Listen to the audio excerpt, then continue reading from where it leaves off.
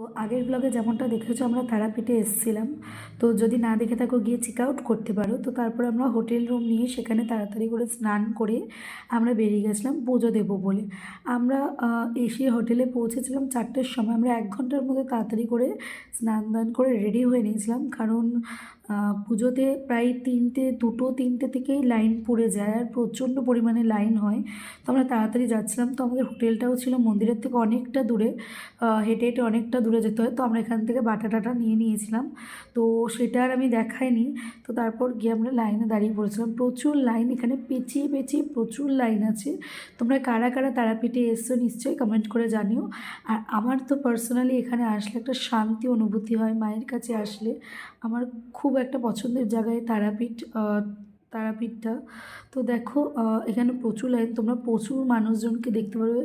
মানুষজনেরা প্রায় 2টো 3টে থেকে এখানে লাইন দেয়, রোজই প্রায় এত লোক হয়।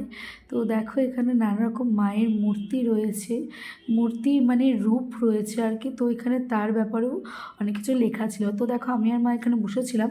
আর এই দড়ি বাঁধা এগুলো হচ্ছে অনেকে মনস্কামনা নিয়ে আসে, দড়ি বেঁধে যায়, যখন সেগুলো পূর্ণ হয়ে যায় তারা এসে আবার এগুলোকে খুলে পুজো দিয়ে যায়। তো দেখতেই পাচ্ছ এখানে প্রচুর লাইন। তো আমার একটা জিনিস আমি এখানে প্রত্যেকটা বার যতবার এসছি লক্ষ্য করলাম, ভিআইপি লাইন। মানে সমস্ত মন্দিরে এটা থাকে জিনিসটা, কিন্তু এটা তো আমার পার্সোনালি ফিলিং আছে যে সবাই একই, সবাই পুজো দেবে। তো দেখো আমরা পুজো দিয়ে নিয়েছিলাম। তো তারপর আমরা বেরিয়েও গেছিলাম সেখান থেকে।